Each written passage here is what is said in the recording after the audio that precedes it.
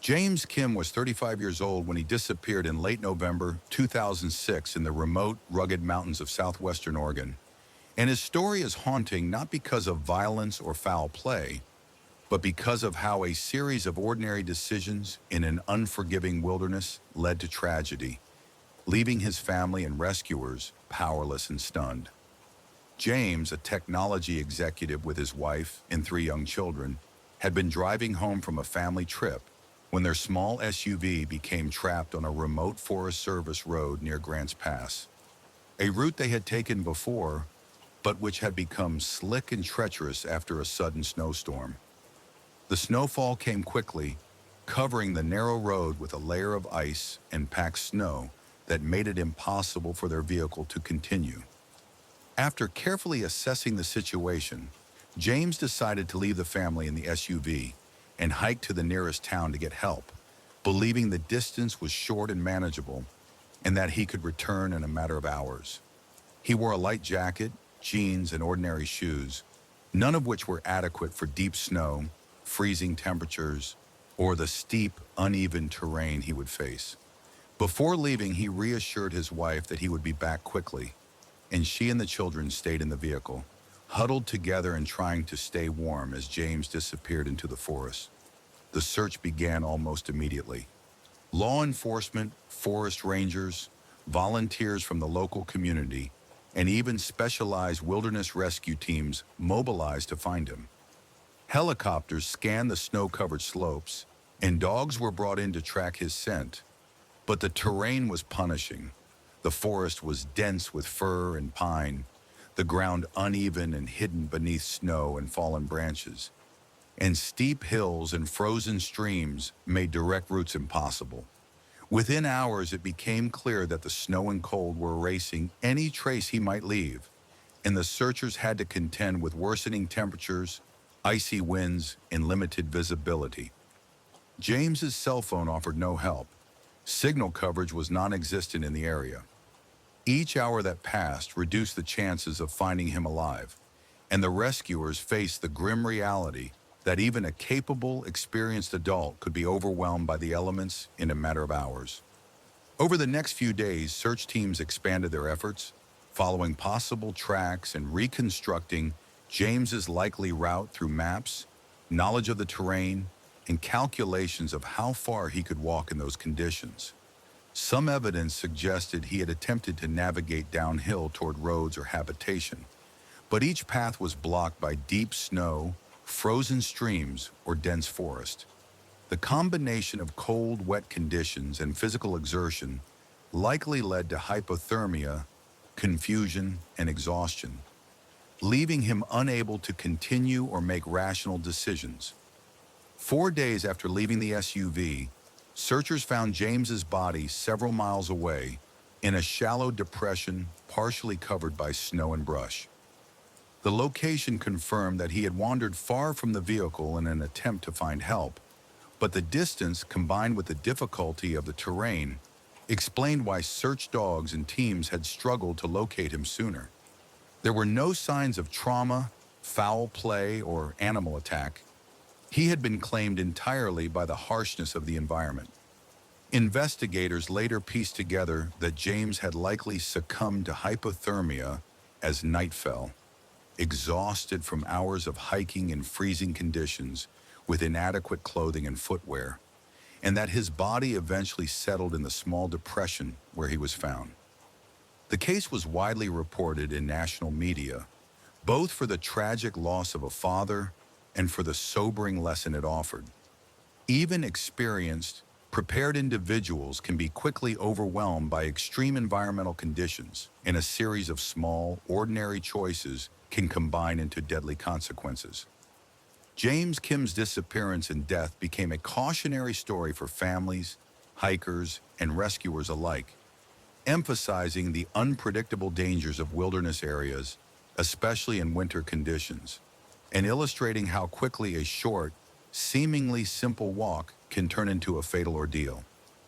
The forests and roads near Grants Pass remain much as they were in 2006, quiet, expansive, and indifferent. A landscape that can claim lives without violence. without trace and without warning, leaving behind nothing but the memory of a man who set out to help his family and a reminder of the relentless power of nature. James Kim's story continues to haunt because it is simple, factual, and terrifyingly real. A father disappears in the snow, the wilderness swallows him, and the evidence left behind tells a story of human vulnerability against forces that no one can control. Brandon Swanson was 19 years old when he disappeared on May 14, 2008, near Marshall, Minnesota. And what makes his story so haunting is how quickly a normal night of driving turned into a vanishing that has never been explained, leaving his family, friends, and investigators with a puzzle that defies logic. Brandon had spent the evening at a graduation party for a friend in the small town of Lynn, and after the festivities, he decided to drive home to his parents' house in nearby Porter. Around 1 a.m., he accidentally drove his car into a ditch on a country road, flipping it into a shallow ravine. The car was stuck, but Brandon was unharmed.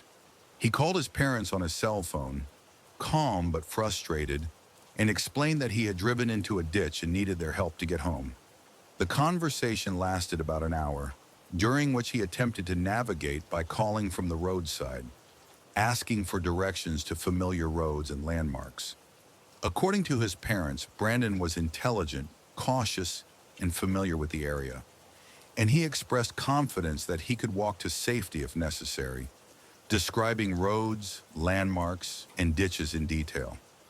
At some point, Brandon told his parents that he would begin walking in the direction of the town of Marshall, a journey he estimated would take him about 45 minutes. He said he could see lights in the distance and would try to reach them. This was the last time anyone heard from him. Hours later, when he did not arrive, his parents reported him missing, and authorities began a search immediately.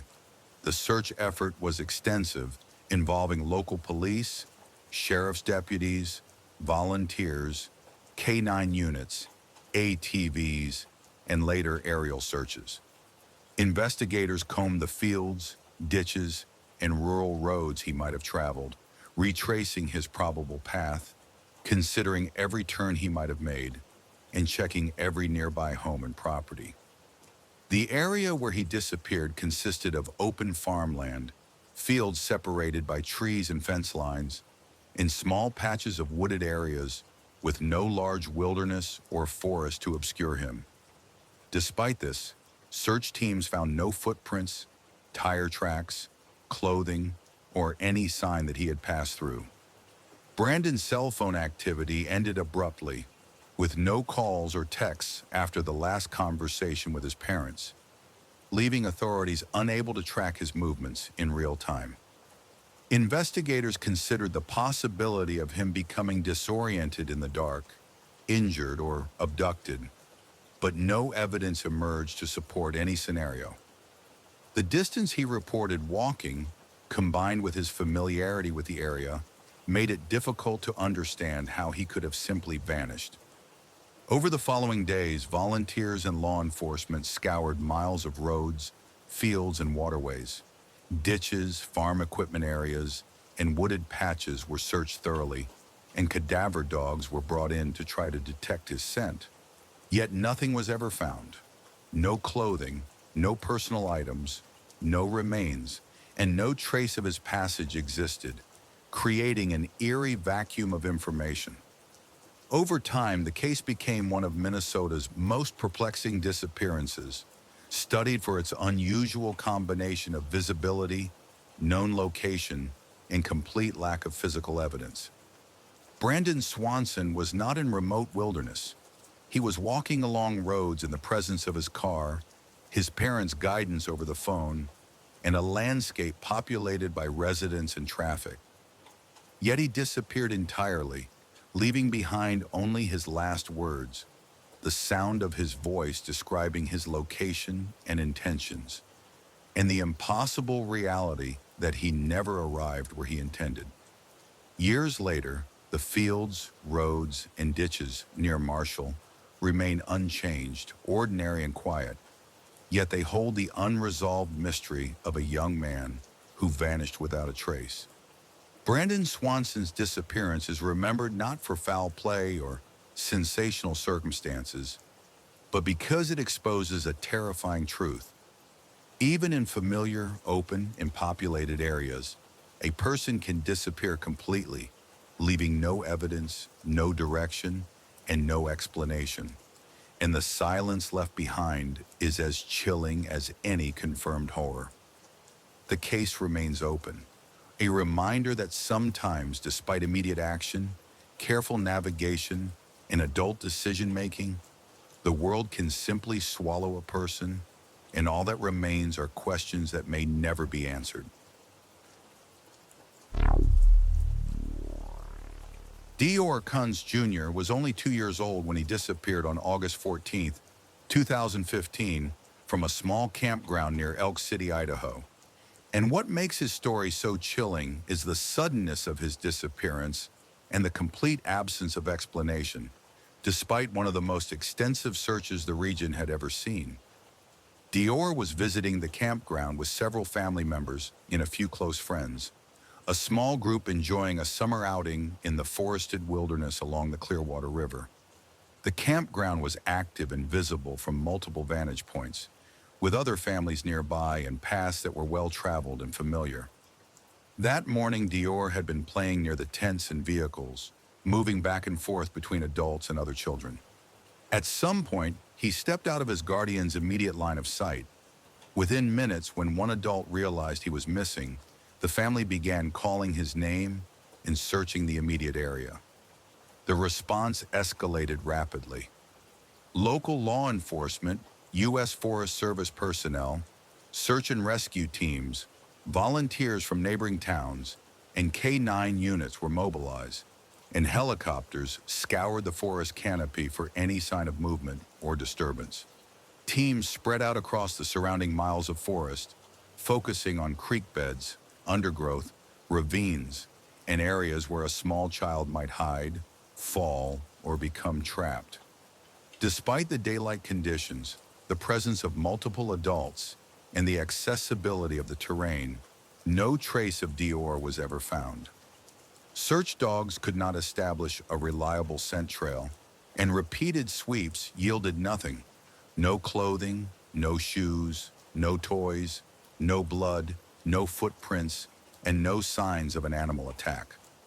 Investigators interviewed every adult present, neighbors and passers-by. The witnesses' accounts confirmed that Dior had been playing near the campsite shortly before vanishing, but no one saw him leave. No one saw anyone else near him, and there were no suspicious individuals in the vicinity. Authorities considered every possible scenario, from wandering into the forest to accidental drowning, abduction, or even an animal attack, but none fit the evidence, or lack thereof. There were no cliffs or deep water near the point of disappearance, no signs of a struggle, and the terrain, while dense, was navigable for search teams and even for an adult. Despite these factors, Dior seemed to have vanished entirely, leaving no physical evidence or trace behind. Over the following days, search teams expanded their efforts, combing the surrounding wilderness with helicopters, drones, and ground crews, covering areas that included dense stands of pine and fir, uneven ground, small ravines, and nearby sections of the Clearwater River. The search grid extended for miles beyond the campground, yet nothing was ever found. Law enforcement continued to investigate long after the initial searches ended, following every lead, re-interviewing witnesses, and exploring possible scenarios. But the case remained unresolved. Dior Kunz Jr. has since been cited in discussions of unusual wilderness disappearances, particularly those cataloged in studies of missing 411-type cases, because it fits a pattern of children vanishing in a short window of time, within sight of adults, and leaving behind no trace despite immediate and extensive search efforts. What makes his disappearance particularly haunting is the normalcy of the moments leading up to it. A child playing near tents and vehicles, adults nearby, a familiar visible environment. In what should have been mere minutes, A child who had been accounted for, seen, and supervised disappeared completely.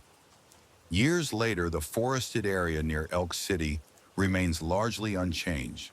The towering trees, uneven ground, and dense undergrowth standing silent and indifferent.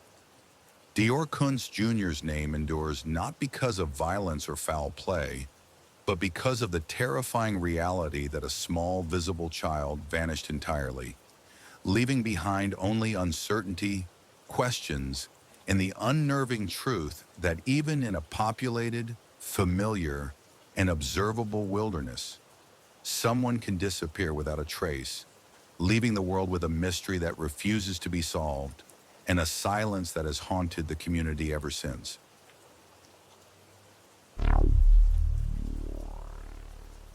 Carl Herrmann was an experienced hiker and outdoorsman who disappeared in 2008 while hiking in Yosemite National Park, California.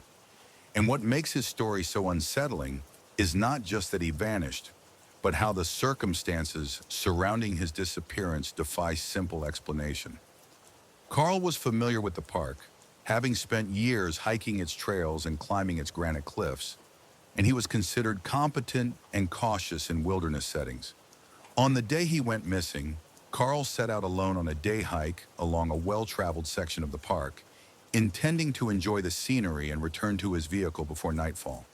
He was known to carry standard hiking gear, including a backpack with food and water, and he had a charged cell phone and GPS device, both of which later provided clues but no definitive answers. Friends and family expected him to return by evening, and when he did not, concern quickly escalated. Initial attempts to contact him by phone failed, prompting park rangers to organize a search. The terrain of Yosemite is notoriously challenging, even on established trails, with steep drops, dense forests, and areas that can conceal a person from view, even within sight lines of other hikers. Search teams covered trails, valleys, and ridges, using foot patrols, search dogs, and helicopters with thermal imaging to scan the area. What made Carl's case particularly strange was the evidence that eventually emerged. His backpack and camera were found months later, but not together and not along any trail that would have made sense given his planned route.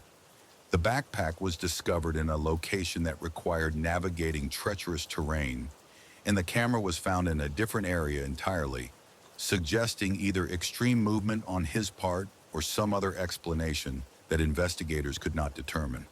The camera's memory card, when examined, contained images that offered no clear answers. Some photos appeared to have been taken at odd angles or from unusual positions, and none documented the moments leading up to his disappearance. There was no indication of a struggle, no torn clothing, no blood, and no footprints leading to or from the locations where his belongings were found. Despite repeated searches and reinvestigations, no body or additional personal items were recovered. Investigators considered the possibilities of accidental falls, sudden medical events, animal encounters, and misadventure. But none of these explanations fully accounted for the distances involved, the separation of his belongings, or the lack of physical evidence. Carl was known to be cautious, capable, and physically fit, which made theories of simple misjudgment or disorientation harder to accept, especially in daylight and on familiar terrain.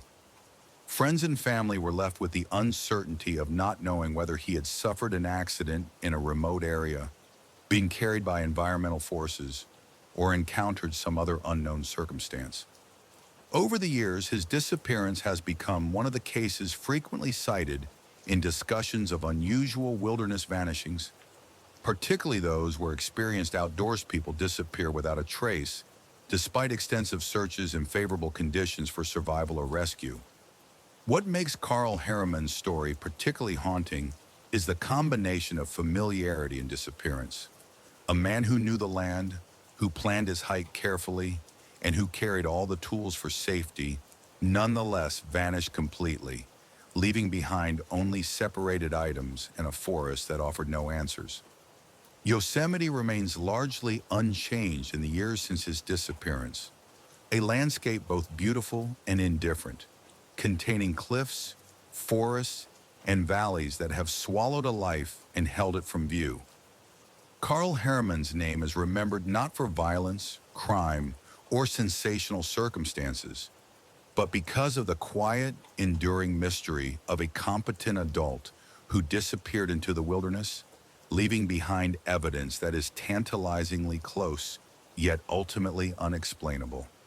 And a reminder that even in places people know and understand, the natural world can erase someone's presence entirely, leaving nothing but questions and a deep, persistent unease.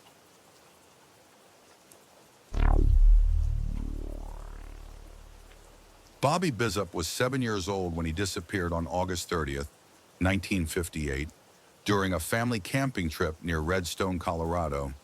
And what makes his story so haunting is not just that he vanished, but how completely he seemed to disappear from a place where he should have been easy to find. Bobby was camping with his parents and siblings in a remote area along Capitol Creek, a region surrounded by steep mountains, thick forests, and rugged terrain that even experienced outdoorsmen approached cautiously. The land was uneven, covered with dense undergrowth, and crisscrossed by small streams and rocky outcroppings, making visibility poor once you stepped away from the campsite. That morning, Bobby left the immediate vicinity of the camp to explore, something children often did during family outings, especially in a place as tempting and wild as the Colorado mountains. His parents expected him to remain close, calling out to him occasionally as they went about camp chores, and assumed he would return within minutes. But as time passed, it became clear that Bobby had vanished.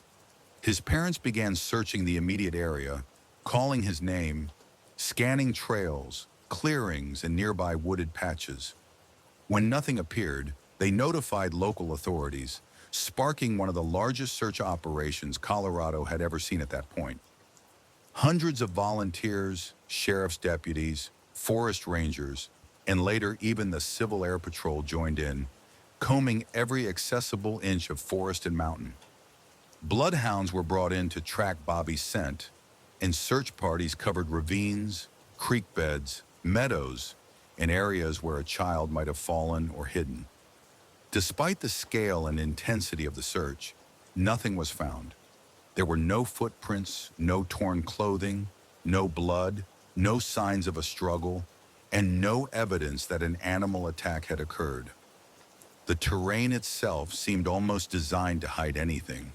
Steep slopes, dense underbrush, and unpredictable drops that could easily conceal a person or a body.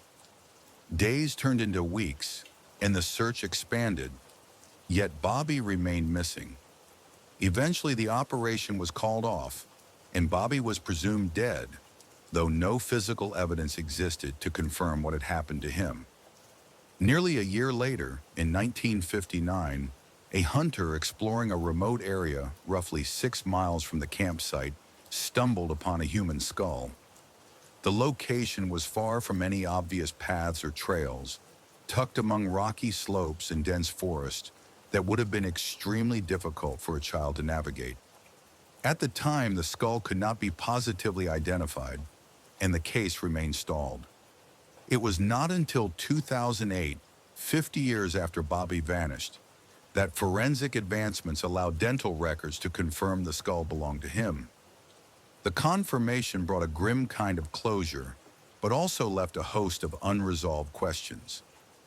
No other remains were ever found. No clothing or personal items were discovered near the skull. There was no evidence indicating foul play, no indication of how he might have fallen, and no explanation for why he had traveled 6 miles through terrain that would challenge adults, let alone a 7-year-old child.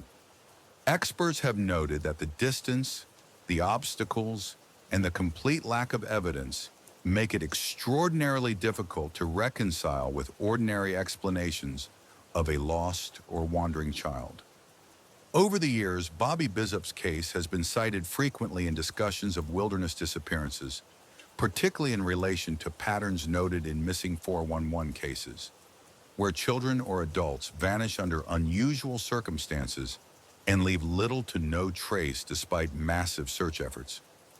What makes his disappearance so unsettling is not any single strange element, but the combination of facts. A young child goes missing in daylight in a familiar area, under circumstances where others were nearby, and then disappears entirely, only to have a single piece of evidence surface decades later, far from where logic suggests he could have ended up. The mountains around Redstone remain largely unchanged, dense, quiet, and indifferent. A landscape that holds its secrets with a patience and permanence that humans cannot match. Somewhere in those forests and valleys lies the story of what happened to Bobby Bizup, a story that has never been fully revealed, leaving behind a silence that continues to unsettle and fascinate those who study it. The fact that a single skull is all that remains, separated from everything else, suggests a truth about wilderness disappearances that is both simple and terrifying. In certain places, a person can vanish so completely that even decades of searching, investigation, and modern forensic techniques cannot uncover what truly happened, leaving the land itself as the only witness to the event. Bobby Bizup's name has endured not because of violence or crime, but because the mountains swallowed him in a way that defies understanding. A quiet horror rooted not in what was found, but in what was never found, and the knowledge that the same could happen to anyone, at any time, in the vast, indifferent wilderness of the Colorado Rockies.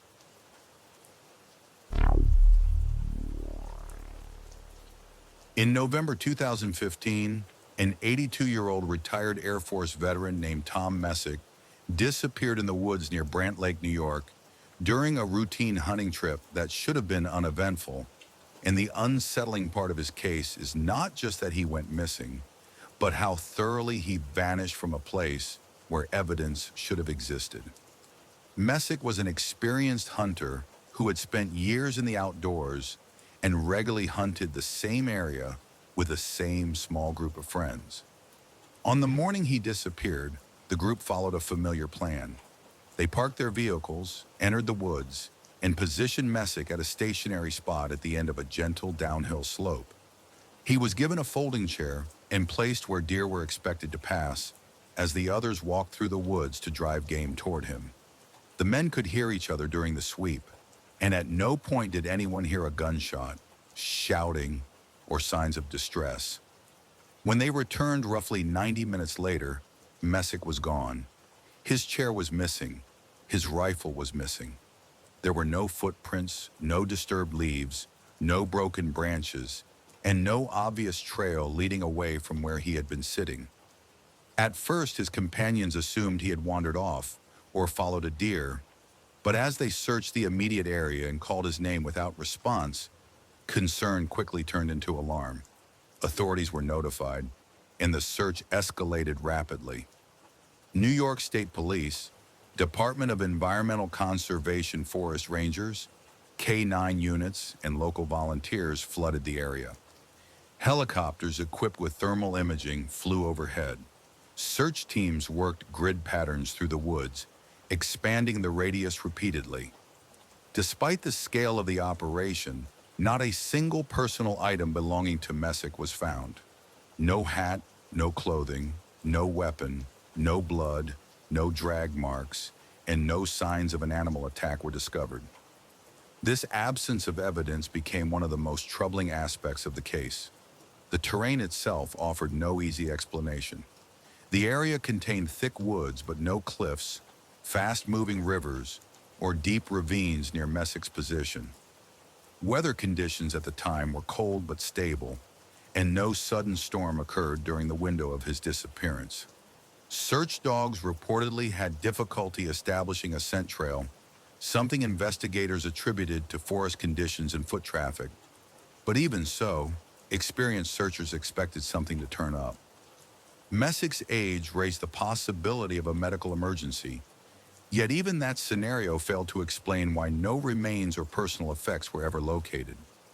As days passed with no results, the search area grew wider, then wider still, covering miles of forest that Messick, given his age and physical condition, would have been unlikely to traverse. The case later drew the attention of researcher David Paulides, who cataloged Messick's disappearance as part of a larger collection of cases involving people who vanished in wilderness settings under similar circumstances. Paulides emphasized that Messick disappeared during daylight, in a familiar area, while stationary, and in the presence of others nearby, factors that made the lack of evidence especially difficult to reconcile. Importantly, no official determination of foul play was ever made, and no definitive explanation has been established. After extensive searching, the operation was scaled back, and eventually it ended. Tom Messick was never found. His family was left without answers, his friends with lingering guilt and confusion, and investigators with a case that defied ordinary expectations. What makes his disappearance feel haunting is not any single strange detail, but the totality of what is missing. A man sat down in the woods with a rifle and a chair, waiting for his friends, and within a short span of time, he vanished so completely that even a massive, coordinated search could not recover a trace. Years later, the forest near Brant Lake remains unchanged, quiet and ordinary, holding no visible sign that someone once disappeared there without explanation, leaving behind a silence that no amount of investigation has been able to break.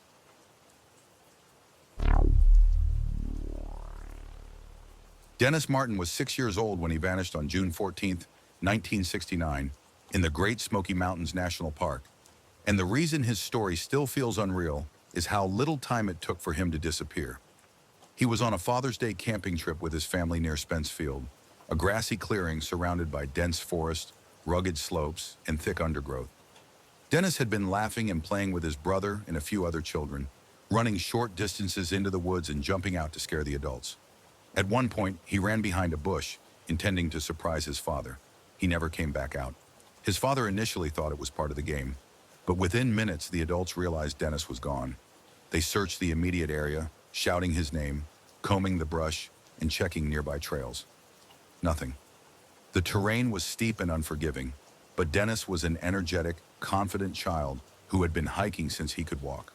When park rangers were alerted, the search escalated rapidly into one of the largest in park history. Over 1,400 people were eventually involved, including park rangers, local volunteers, sheriff's deputies, and even U.S. Army Green Berets brought in from nearby Fort Bragg to help navigate the brutal landscape. Tracking dogs were deployed, but they struggled due to heavy foot traffic, rain, and the rough ground. Weather became a major obstacle almost immediately.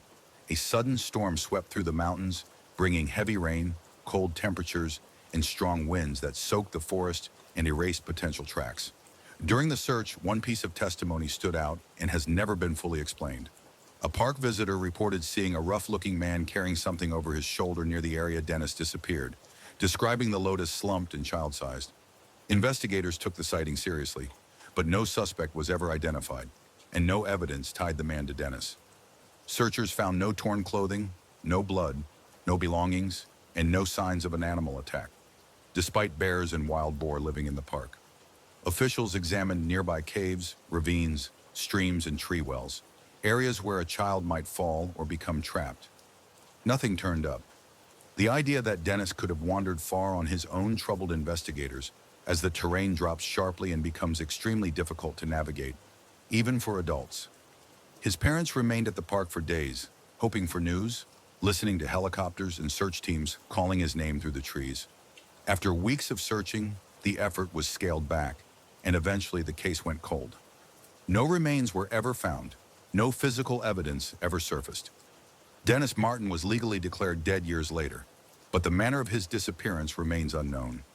What makes the case so haunting is how ordinary the moment was before he vanished. A game, a laugh, a child stepping briefly out of sight in a place filled with people, and then nothing. Decades later, the forest where Dennis disappeared looks much the same, dense, quiet, and vast. And somewhere within it is an answer that has never been recovered.